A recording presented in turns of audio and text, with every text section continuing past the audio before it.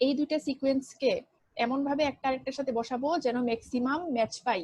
কয়টা পজিশনে ম্যাচ আছে আমরা দেখবো যে ফার্স্ট পজিশনে ম্যাচিং আছে, সেকেন্ড পজিশনে ম্যাচিং আছে, থার্ড পজিশনে নাই, ফোর্থ পজিশনে নাই, ফিফথ পজিশনে ম্যাচিং আছে, সিক্স পজিশনে ম্যাচিং নাই, সেভেন্থ পজিশনে ম্যাচিং নাই, এইট পজিশনে ম্যাচিং নাই। তো সেই ক্ষেত্রে আমরা দেখতেছি জাস্ট 3টা পজিশনে ম্যাচিং আছে। এই ম্যাচিং গুলাকে যদি আমরা স্কোর দিয়ে দিই তাহলে আমরা বলবো যে এই অ্যালাইনমেন্টের স্কোর হচ্ছে 3। তো আমরা জিনিসটাকে এমন ভাবে সাজাইতে চাই যেন স্কোর হচ্ছে আরো বেশি হয়। আমরা এখানে একটা গ্যাপ দিয়ে দিলাম, ঠিক আছে, বা এই যে সিকোয়েন্সটা আছে এটাকে এক ঘর টানে সরাই দিলাম। তাহলে দেখো আমরা কয়টা ম্যাচ পাচ্ছি। আগে যেখানে আমরা 3টা স্কোর পাইতেছিলাম, 3 স্কোর পাইতেছিলাম, এখন সেখানে আমরা 4 স্কোর পাচ্ছি। এখানে আমরা কিছু টার্ম ইউজ করতেছি যেগুলো ম্যাচ হচ্ছে, সেগুলো তো ম্যাচ, ঠিক আছে, সেগুলোর জন্য আমরা +1 করে স্কোর দিচ্ছি। একটা গ্যাপ যখন আমরা এরকম ইনসার্ট করতেছি সেটাকে আমরা বলতেছি ইনসারশন। যেখানে আমরা সেকেন্ড সিকোয়েন্সে একটা গ্যাপ দিচ্ছি সেটাকে আমরা বলতেছি ডিলিশন। আর মিসম্যাচ তো মিসম্যাচ, যেখানে ম্যাচ হচ্ছে না।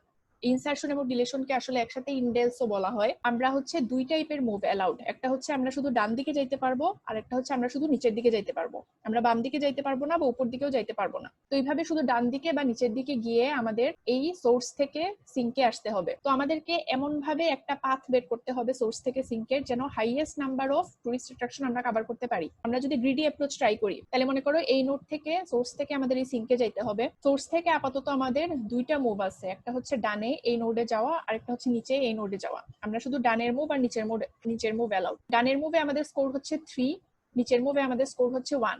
তাহলে যেহেতু আমরা হাইয়েস্ট স্কোর করার চেষ্টা করতেছি আমরা অবশ্যই ডানে যাব গ্রিডি অ্যাপ্রোচে। তাহলে আমরা ডানে গেলাম, মানে প্রত্যেকটা মুভে আমরা চিন্তা করব যে আমাদের কারেন্টলি যে অপশনগুলো আছে তার মধ্যে বেস্ট অপশন কি, এটাই তো গ্রিডি অ্যাপ্রোচ, তাই না? এই নোডে আসার পরে আমরা চাইলে নিচে যাইতে পারি, চাইলে ডানে যাইতে পারি। যদি আমরা নিচে যাই তাহলে স্কোর কত হবে? 3 + 0 3। যদি ডানে যাই তাহলে হবে 3 + 2 5। অবশ্যই ডানেরটা ভালো, তাহলে আমরা ডানে গেলাম। আবার এখান থেকে ডানে গেলে স্কোর হবে 9 5 + 4, আর নিচে গেলে স্কোর হবে 7 5 + 2। আমরা ডানে গেলাম। এখান থেকে দেখো যদি আমরা ডানে যাইতাম স্কোর হইতো কত? 9 + 0 9। নিচে যাই যদি তাহলে স্কোর হবে 9 + 4 13। আমরা নিচে গেলাম কারণ আমরা হাইয়েস্ট স্কোর করতে চাই। এভাবে হচ্ছে প্রত্যেকটা মুভে আমরা যেটা আমাদের যে দুইটা অপশন আছে তার মধ্যে যেটা হাইয়েস্ট সেটাই আমরা চুজ করলাম। এই নোডে আসার পরে দেখো আমাদের কিন্তু অপশন একটাই আছে, শুধু নিচে যাওয়া, যেহেতু আমরা ডানে যাইতে পারবো না। ঠিক আছে, শুধু নিচে যাওয়া, কারণ আমরা বামেও যাইতে পারবো না, আমাদের উপরেও যাইতে পারবো না। আমাদের মুভ হচ্ছে দুইটাই, একটা হচ্ছে ডান একটা নিচ। এখানে যেহেতু ডান নাই তার মানে মুভ একটাই নিচ, ঠিক আছে। তাহলে সেই ক্ষেত্রে আমরা এই নোড থেকে এই নোডে যাচ্ছি। স্কোর হচ্ছে 19 + 1 20, 20 + 3 23। তো এটা কি আসলে আমাদের বেস্ট অ্যাপ্রোচ, নাকি এর চেয়ে কম স্কোরে আমরা করতে পারতাম, এর চেয়ে বেশি স্কোর আমরা পাইতে পারতাম যদি আমরা গ্রিডি অ্যাপ্লাই না করতাম? অবশ্যই এর চেয়ে বেটার সলিউশন সম্ভব। গ্রিডি সবসময় অপটিমাল সলিউশন দেয় না। এই কারণে হচ্ছে আমরা গ্রিডি ইউজ না করে আমরা আরেকটা অল্টারনেট একটা অ্যালগোরিদম ডেভেলপ করার চেষ্টা করব। আমাদের যে দুইটা সিকোয়েন্স দেয়া আছে, মনে করি এই দুইটা সিকোয়েন্সের মধ্যে আমাদের অ্যালাইনমেন্ট বের করতে হবে। ওই দুইটা সিকোয়েন্সকে একটাকে আমরা হরাইজন্টালি লিখে ফেলবো আর একটাকে আমরা ভার্টিক্যালি লিখে ফেলবো। শুরুতে হচ্ছে এ আর এ নিছি আমরা, ঠিক আছে। এখানে একটা ডায়াগোনাল এজ আমরা নিছি। ডায়াগোনাল এজের মানে হচ্ছে উপর থেকে আমরা এ নিচ্ছি, আবার উপরের যে স্ট্রিংটা আছে সেটা থেকে আমরা এ নিচ্ছি, আর বামের যে স্ট্রিংটা আছে সেটা থেকেও আমরা এ নিচ্ছি। তারপরে আমরা টিটি নিছি, এখানে আরেকটা এই জন্য ডায়াগোনাল এজ দেয়া হয়েছে। এরপরে একটা হরাইজন্টাল এজ দেয়া হয়েছে। এই হরাইজন্টাল এজ মানে হচ্ছে উপরেরটা থেকে আমরা সি নিচ্ছি এবং লেফটেরটা থেকে আমরা কিছু নিচ্ছি না, একটা গ্যাপ নিচ্ছি। তারপরে আমরা একটা ডায়াগোনাল এজ নিচ্ছি কারণ আমরা জি আর জি নিছি, এই যে জি এবং এই যে জি। এরপরে আরেকটা ডায়াগোনাল এজ কারণ আমরা টি আর টি নিছি, ঠিক আছে। এরপরে একটা ভার্টিক্যাল এজ, এটা আসলে কার সাথে অ্যাসোসিয়েটেড দেখো, এটা এই সিকোয়েন্সের টি এর সাথে অ্যাসোসিয়েটেড, কিন্তু উপরের সিকোয়েন্সের কারোর সাথে অ্যাসোসিয়েটেড না, একটা গ্যাপের সাথে অ্যাসোসিয়েটেড, ঠিক আছে। এই কারণে দেখা যাচ্ছে এখানে টি এবং এখানে গ্যাপ, এর একটা ভার্টিক্যাল এজ। তারপরে আবার একটা ডায়াগোনাল এজ আমরা নিছি, এখানে হচ্ছে লেফটটা থেকে এ নিছি এবং উপরেরটা থেকে সি নিছি, ঠিক আছে। এ আর সি যেহেতু মিসম্যাচ এই জন্য এখানে একটা অন্যরকম কালার করা হয়েছে। ম্যাচগুলোকে আমরা রেড কালার দিয়ে ইন্ডিকেট করছি আর মিসম্যাচগুলোকে পার্পল কালার। আর এই হরাইজন্টাল এবং ভার্টিক্যাল এজকে আমরা বলতেছি ইন্ডেল এবং তাদেরকে যে কোনো একটা আরবিট্রারি কালার দিয়ে দিছি আমরা। আচ্ছা, তারপরে হচ্ছে আরেকটা হরাইজন্টাল এজ, এটা হচ্ছে এই স্ট্রিং এর টি এর সাথে অ্যাসোসিয়েটেড এবং উপরের স্ট্রিং এর গ্যাপের সাথে অ্যাসোসিয়েটেড, টি গ্যাপ। তারপরে হচ্ছে আরেকটা ডায়াগোনাল যেটা একটা স্ট্রিং এর এর সাথে এবং আরেকটা স্ট্রিং এর সি এর সাথে অ্যাসোসিয়েটেড। এই ডায়াগোনালটা হচ্ছে এই স্ট্রিং এর এর সাথে এবং এই স্ট্রিং এর সি এর সাথে অ্যাসোসিয়েটেড, ঠিক আছে। তার মানে প্রত্যেকটা অ্যালাইনমেন্টের সাথে আমরা এই ধরনের একটা পাথ অ্যাসোসিয়েট করতে পারবো। এখানে হচ্ছে সেম দুইটা সিকোয়েন্সের জন্যই আরেকটা অ্যালাইনমেন্ট দেখানো হয়েছে যেখানে ম্যাচ মাত্র একটা। তার মানে বিভিন্ন অ্যালাইনমেন্টে আমরা এরকম বিভিন্ন নাম্বার অফ ম্যাচ পাইতে পারি এবং বিভিন্ন অ্যালাইনমেন্টের জন্য এরকম বিভিন্ন পাথও আমরা সাজাইতে পারি। এই অ্যালাইনমেন্টটা দেখানো হয়েছে, এই অ্যালাইনমেন্টের জন্য পাথ হচ্ছে এইটা। তোমরা একটু চিন্তা করলে দেখতে পারবা যেটা আগের সিস্টেমেই আসলে আঁকানো হয়েছে। আচ্ছা, তাইলে এখন মোটামুটি আমাদের টাস্কটা আমাদের কাছে কিন্তু একটু একটু ক্লিয়ার হচ্ছে। সেটা হচ্ছে আমরা এমন ভাবে একটা পাথ এই গ্রিডের মধ্যে সিলেক্ট করতে হবে যেন আমরা highest number of red diagonal edge cover করতে পারি।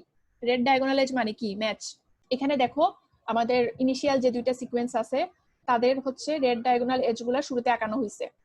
এগুলাকে যদি আমরা 1 স্কোর দিয়ে দেই, এই রেড ডায়াগোনাল এজ গুলার স্কোর যদি 1 হয় এবং বাকি সব এজের স্কোর যদি 0 হয়, তাহলে জিনিসটা কি হইলো? আমাদের ম্যানহাটন টুরিস্ট প্রবলেমে একটা গ্রিড কিন্তু হয়ে গেল এটা। ঠিক আছে?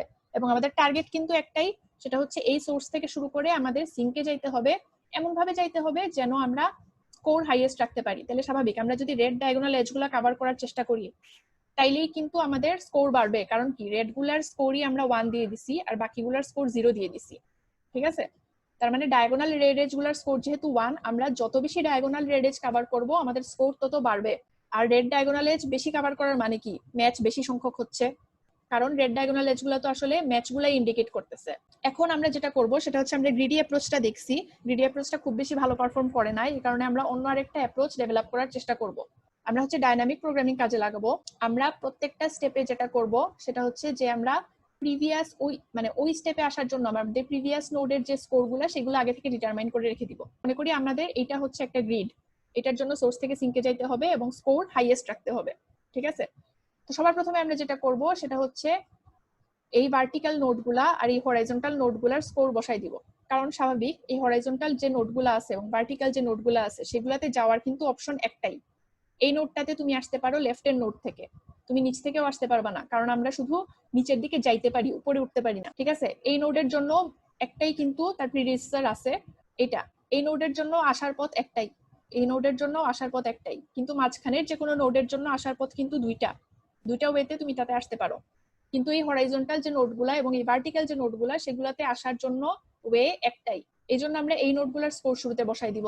এই নোডের জন্য ইনিশিয়ালি যেহেতু স্কোর 0, এই নোডের জন্য এই এজ দিয়ে যখন আমরা আসবো 0 + 1 স্কোর হয়ে যাবে 1, 1 + 4 স্কোর হয়ে যাবে 5, 5 + 4 স্কোর হয়ে যাবে 9, 9 + 5 স্কোর হয়ে যাচ্ছে 14। সিমিলারলি এই নোডগুলার স্কোরও বসায় দেওয়া হয়েছে 0 + 3 3, 3 + 2 5, 5 + 4 9 এবং 9 + 0 9। আচ্ছা, যখন আমি এই নোডগুলার স্কোর বসাই দিলাম তখন আমি এই নোডটার স্কোর বসাইতে পারবো। এই নোডটার স্কোর আমরা কেন বসাইতে পারবো? কারণ এই নোডটা থেকে আসার ওয়ে হচ্ছে এই দুইটা এবং এই দুইটা নোডের প্রত্যেকটার স্কোরই আমরা জানি। তো এই দুইটা নোডের স্কোর যদি আমরা জানি, আমরা ডিটারমাইন করতে পারবো যে কোন পাথটা বেস্ট এই নোডের জন্য। যদি আমরা এই পাথ হয়ে আসি তাহলে আমাদের স্কোর হচ্ছে কত? 3 + 0 3। যদি আমরা এই দিক দিয়ে আসি তাহলে আমাদের স্কোর হচ্ছে 1 + 3 4। অবশ্যই 1 + 3 4 যেটা সেটা আমাদের জন্য ভালো, কারণ আমরা স্কোর ম্যাক্সিমাইজ করার চেষ্টা করতেছি। এই জন্য আমরা এই পাথটা হাইলাইট করে দিলাম, যে পাথটা আমরা সিলেক্ট করছি বা যে পাথ দিয়ে আমরা আসছি যেটা আমাদের জন্য ভালো। আমরা এখন এই নোডেরটাও বের করতে পারবো, কারণ কি এই নোডের যে প্রিডিসেসর এই নোডটা এবং এই নোডটা এই দুইটাই বের করা হয়ে গেছে, সো এটা আমরা বের করতে পারবো। চাইলে আমরা এটাও বের করতে পারতাম এখন, কারণ এটার দুইটা প্রিডিসেসরও বের করা হয়ে গেছে। যাই হোক, যে কোনো একটা বের করলেই আপাতত হবে। এই নোডের জন্য আমরা চাইলে এই পাথে আসতে পারি 4 + 6 10, আবার এই পাথে আসতে পারি 5 + 0 5। বাট যেহেতু 4 + 6 10 হচ্ছে গিয়ে বেশি, সেই জন্য আমরা এই পাথটা সিলেক্ট করলাম এবং যে পাথ দিয়ে আসছি সেই পাথটা হাইলাইট করে দিলাম, বোল্ড করে দিলাম। এইভাবে প্রত্যেকটা নোডের জন্য বেস্ট অপশন সিলেক্ট করা হয়েছে। যেমন এই নোড দিয়ে যদি এই নোডে আমরা স্কোর যদি ক্যালকুলেট করতে চাই, আমরা চাইলে উপর দিয়ে আসতে পারি অথবা বাম দিয়ে আসতে পারি। সেই ক্ষেত্রে 14 + 6 20 হচ্ছে উপর দিয়ে আসলে, এবং বাম দিয়ে আসলে স্কোর হচ্ছে 14 + 1 15। যেহেতু 20 বেশি তাই আমরা এটা হাইলাইট করি। এখন আমরা এই নোডগুলো বের করব, এটা তারপর এটা তারপর এটা। ঠিক আছে? দেখো, একটা নোড বের করার আগে অবশ্যই আমাদের তার প্রিডিসেসরের স্কোরগুলো জানতে হবে। এই নোডটা যদি আমরা এখন বের করতে চাই আমরা পারবো না, কারণ আমরা এই নোডের স্কোর জানি না। সো আমাদেরকে আগে এই নোডের স্কোর বের করতে হবে, কারণ তার প্রিডিসেসরগুলো আমরা জানি। 5 + 2 > 4 + 2, সেই কারণে আমরা 5 + 2 এর পাথটা সিলেক্ট করলাম এবং এটাকে হাইলাইট করে দিলাম। ঠিক আছে? এটাকে আমরা হাইলাইট করলাম না। এইভাবে প্রত্যেকটা নোডের জন্য আমরা বের করছি, এটা বের করছি, তারপর এটা বের করছি, তারপর এটা বের করছি, তারপর এই নোটটা বের করছি। এই নোটে আমরা চাইলে 7 + 5 দিয়ে আসতে পারি অথবা 10 + 7 দিয়ে আসতে পারি। যেহেতু 10 + 7 হাইয়েস্ট, সেজন্য 10 + 7টা আমরা সিলেক্ট করছি এবং এটাকে বোল্ড করে দিছি। এভাবে প্রত্যেকটা নোডের জন্য আমরা বের করলাম। এই কাজটা করে আমাদের লাভ কি হইলো? লাভ হইলো যে আমরা একদম লাস্টের নোডে এসে টোটাল স্কোরটা পেয়ে গেলাম। এবং এইটাই কিন্তু অপটিমাল স্কোর। এর চেয়ে বেশি স্কোর তুমি কোনোভাবে বের করতে পারবা না, কারণ সবসময় আমরা প্রিডিসেসরের স্কোরগুলো বের করে একদম বেস্টটা নিছি। ঠিক আছে, এই হাইলাইট যে আমরা করলাম পাথগুলা কেন করলাম, বা এই যে বোল্ড করলাম পাথগুলা কেন করলাম, কারণ হচ্ছে গিয়ে আমাদের আলটিমেটলি পাথটা তো দরকার। আমি যে এই যেভাবে আসছি, যে পথ ধরে আসছি সেটা যেহেতু আমরা বোল্ড করছি, তাই চাইলে আমরা এখন সিঙ্ক থেকে সোর্সের পাথটা খুঁজে বের করতে পারবো। এই কারণেই হচ্ছে আমরা এইগুলাকে বোল্ড করছি, যেন আমরা এইভাবে ব্যাক ট্র্যাক করে আবার সোর্সে যাইতে পারি। আচ্ছা, এখন যদি আমরা আমাদের যে প্রবলেমটা ছিল সেটা হচ্ছে সিকোয়েন্স অ্যালাইনমেন্ট, সেটাতে যদি এই সিস্টেমটা কাজে লাগাই, এই ডাইনামিক প্রোগ্রামিং এর সিস্টেমটা কাজে লাগাই, তাহলে কি হবে দেখো, আমরা বলে দিচ্ছি রেড এজ গুলার স্কোর আমরা বসাবো 1 এবং বাকি সব এজের স্কোর হবে হচ্ছে 0। এখন যদি আমরা আগের সিস্টেমে এইভাবে কাজে লাগাইতে চাই, মনে করো ইনিশিয়ালি এখানে হচ্ছে 0, আমরা এই নোডে কিভাবে আসতে পারি, একটা ভাবেই আসতে পারি, তাই আমরা হরাইজন্টাল সব নোডের স্কোর আপাতত 0 বসাই দিব, ভার্টিক্যাল সব নোডের স্কোরও 0 বসাই দিব, কারণ একটাই পথ আছে আমাদের আসার। এই নোডে আমরা চাইলে 3 ভাবে আসতে পারি, একটা হচ্ছে 0 + 1, যেহেতু রেড এজ গুলার স্কোর আমরা 1 দিছি, কেন দিছি, কারণ রেড এজ গুলো হচ্ছে ম্যাচ রিপ্রেজেন্ট করতেছে।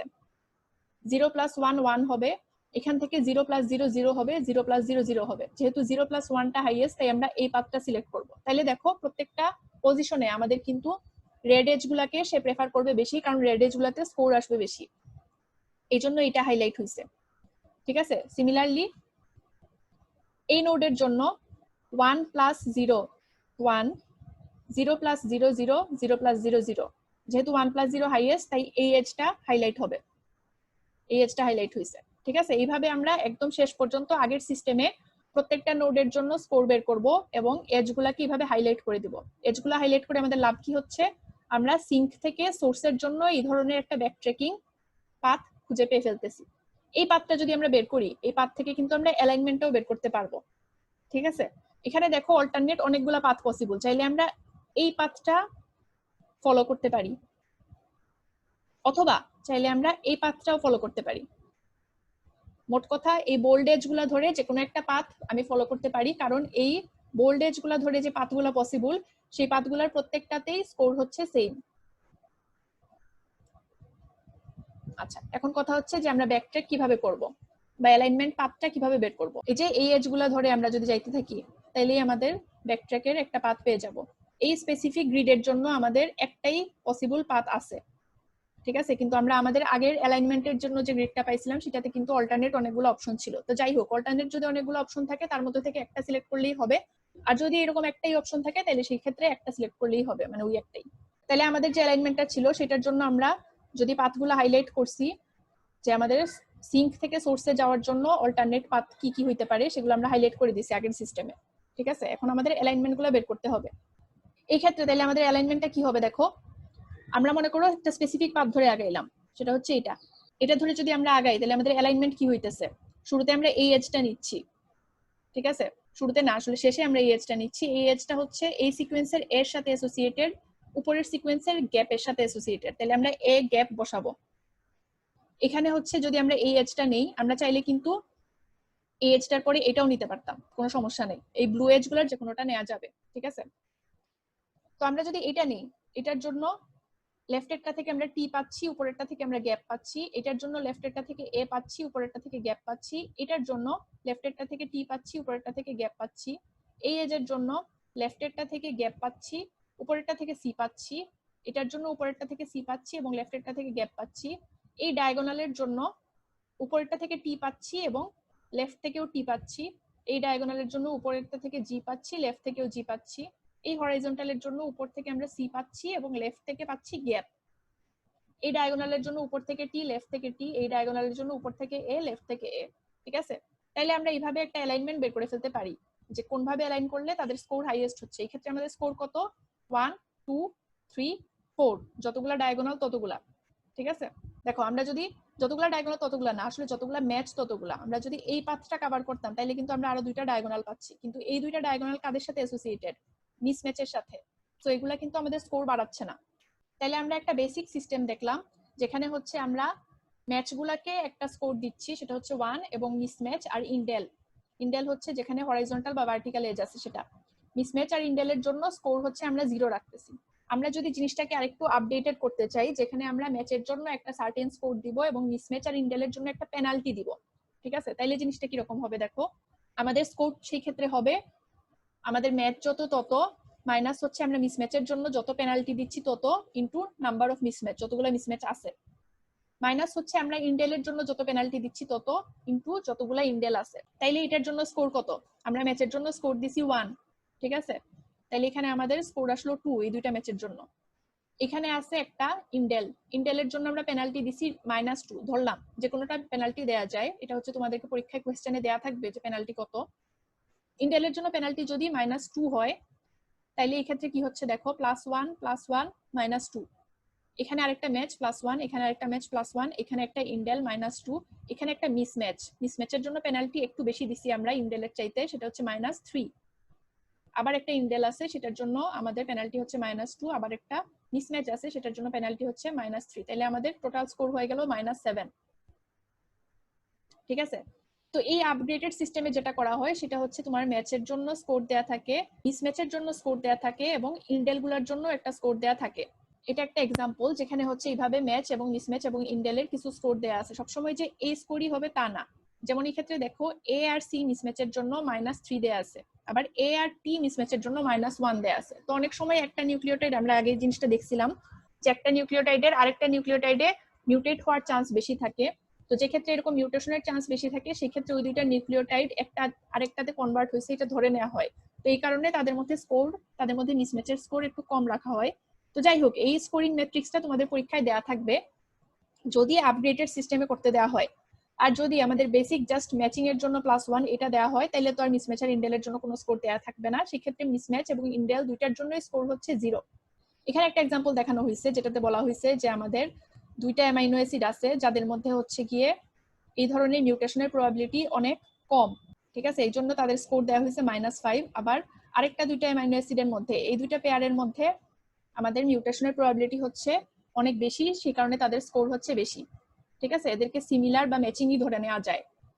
তো যাই হোক, এইভাবে হচ্ছে তোমাদের একটা স্কোরিং ম্যাট্রিক্স দেয়া থাকবে, ওইটার বেসিসে তোমাদেরকে এরকম একটা গ্রিড বানাইতে হবে, যে দুইটা সিকোয়েন্স কোয়েশ্চেনে দেয়া থাকবে সেই দুইটার জন্য গ্রিড বানায়া তোমাদেরকে হচ্ছে ডাইনামিক প্রোগ্রামিং যদি বলা হয় তাহলে ডাইনামিক প্রোগ্রামিং অ্যাপ্রোচে ওই ধরনের একটা পাথ বের করতে হবে, ঠিক আছে, এবং ওই পাথের বেসিসে আমাদের এইভাবে একটা অ্যালাইনমেন্ট লিখতে হবে।